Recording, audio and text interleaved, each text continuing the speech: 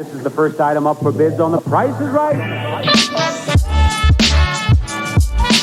Welcome back to Mind Your Biz. My name is Seth, and obviously you're on YouTube watching Mind Your Biz. Tonight I have the special pleasure on the Creator Highlight series of bringing on your boy, Nick. You know him as Crypto Keeper. You also know him as Debate Crypto, but you might not know him as one of the co-creators of the dangerclose alpha NFT drop.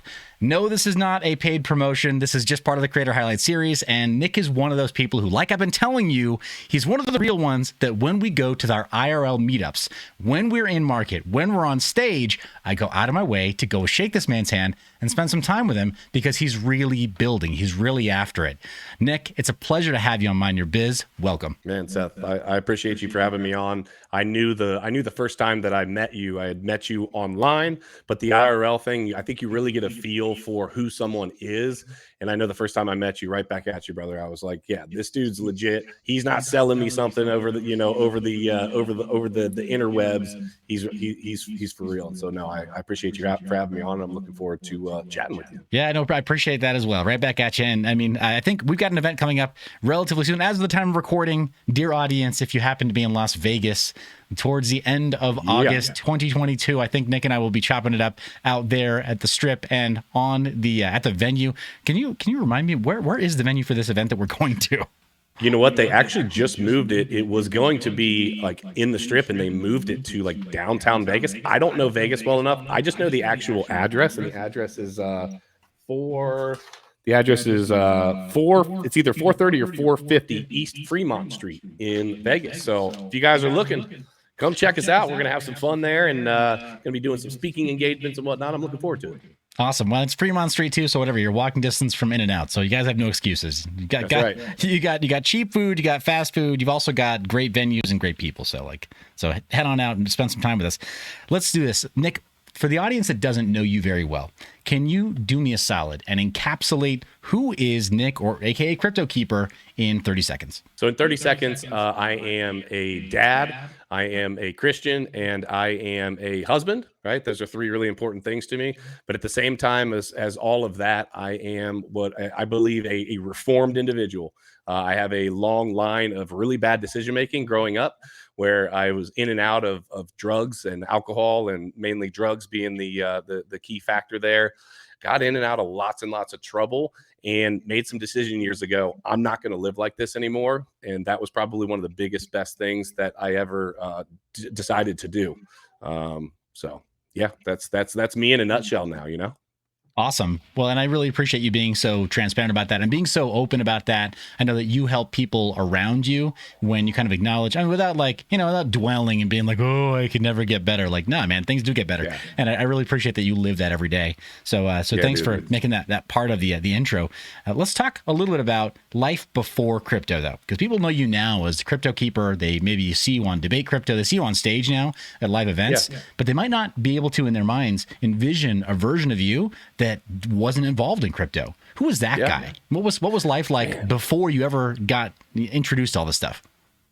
Yeah. So before I ever got introduced to crypto, I was always kind of searching. I think I had been in and out of some really high level sales positions at times, but it was always moving from one thing to the next. I managed a car dealership. I started off in sales in a car dealership, and then I managed a car dealership, and then I was getting in trouble again. And then I would move over, and I was working for AudioVox, doing some high level, sales stuff there. And then I worked for LA Fitness. I was the VP of training for them. I was always, I'll tell you the thing that I think that encapsulates me is that no matter what I'm doing, I'm all in. I'm either all in or I'm all out. And I think that has been a blessing and a curse. It was a curse when I was making bad decisions growing up, but it's been a blessing ever since I said, hey, you know what? No more. We're not doing that. And I started a construction business about 5 or 6 years ago. That has gone just absolutely nuts. I actually own 3 businesses now. And I am, I hate to say it, balls to the wall, but I'm balls to the wall with my businesses, with my family, and with moving and pressing forward now, ultimately in crypto.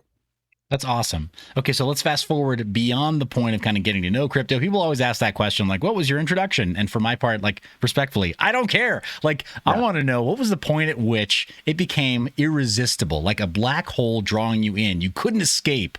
What did that look like for CryptoKeeper? Man, for real, probably my point of no return was the fog around the world, the pandemic. And I'll tell you why. I had been buying and DCAing into crypto, but it was a, hey, I believe in this. I know this is going somewhere long term, but I wasn't getting wild with it. And for whatever reason, when I saw that drop, I'd seen what crypto had done prior to in 2017. I saw it get all the way down now to $3,500 is what Bitcoin got down to, and I saw ETH under $200. And there was a switch that flipped and said, "You, my friend, are absolutely lost, and you don't believe in what you say you believe in if you don't dive in hard right now." And so around the same time, I started to kind of dip my toes into, maybe I could do some content and talk to people about educating crypto and things of that nature. But the point of no return was just absolutely going all in, to where my wife was like, you spent how much money on crypto? And I said, have you trusted me in the past? The answer was yes. Do you trust me now? Yes. And even now, with the market just absolutely in the tanks, guess who is way, way, way in the positive? So that was my no turning back moment for sure. Man, that is awesome. Okay, so let's do this then. Along that path, from that point where you were DCAing prior, but you mentioned that you still didn't feel like you had that full conviction, and the point of no return was really jumping in the deep end when you saw blood in the streets. From that point until now, you don't have to mention numbers. Obviously, for OPSEC reasons, I would never recommend that anybody talk about their wallet or their holdings. But what would you say are some big wins or milestones on your crypto journey from that point on?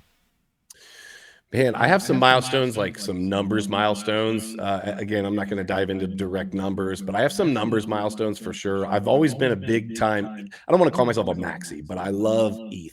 I always believed in ETH and what I believed it could do, because I saw how everything was being built on top of it. So I saw the utility that went along with ETH. I like the idea of smart contract, just everything that was encapsulated within ETH, I believed in. But I would say, can I speak on a social media side of things? Yeah. Sure, yeah. Yeah, so I'm almost at 100. I'm about to hit one right now. I'm almost at 100,000 subscribe or followers on TikTok, and TikTok's where I got my start. Right, so I've hit some milestones where I was like, man, 10,000, great, 20,000, great. 30,000, 50,000, and now I'm at 97 point something K, right up under 100. And 100, just for probably obvious reasons, it's a big number. We're going into six figures. And so I'm super excited about that. And then for sure, with Miguel and I on YouTube, with Debate Crypto, for sure, just hitting that, the 5,000 was big. Now we just went past 7,500 because, hey, actually, coincidentally, tonight is our 1 year. And during a bear market, being 1 year in, having 77 or 7,800 subs in YouTube, it's such a grind, I've been told, is really rocking and rolling. So we're excited about what's continuing to happen there for sure. That's awesome. And you may recall that almost 6 months ago, when I first had exposure to the Debate Crypto platform you guys were working on, I was like, oh my gosh, you guys are gems in the rough. I got to get you a sponsorship early while you're still cheap, while you're still affordable at all. Sadly, I didn't pan out at that time, but I still wish that we could have gotten that thing to get forced through, because I saw the value of what you guys were building there. So kudos, every inch of that ground you've won so far has been hard fought. So totally deserved.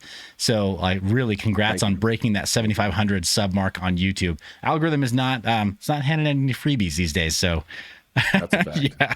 So great work, seriously, to both of you. And I'll throw one more on there. When we started and we're going to talk about this actually a little bit tonight in our party, but when we started, you have the prerequisites that you have to hit to get monetized on YouTube. And it seemed like an insurmountable task when we first started. We're like, where are these people going to come from? How are we going to get 1,000? I think it was like 4,000 hours worth of watch time, or certain numbers. So I don't remember what the numbers were, but we started back in August, and our goal was to be monetized by my birthday, which was in May. So we were looking at like 9 months.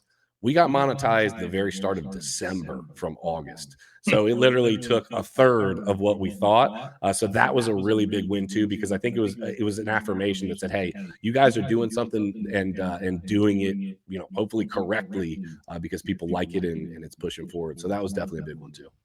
That's awesome. Yeah, again, the platform is great, and the format, the way you guys do it, it really is great. So, audience, mind your biz. If you're not already over on Debate Crypto, what are you waiting for, guys? The sub button is free. It costs you nothing to click the bell icon as well. So, clearly, before you leave here, do that. When you go there, do it again, right? Like, you need more notifications from good content creators in your life. So, don't delay. Get it done. Let me ask you this, though. We're coming up on actually only about 10 minutes. This has been a very, very fast interview. I think it's because of the debate style. Like, I'm used to, like, we can really jam together. I've noticed it's very refreshing.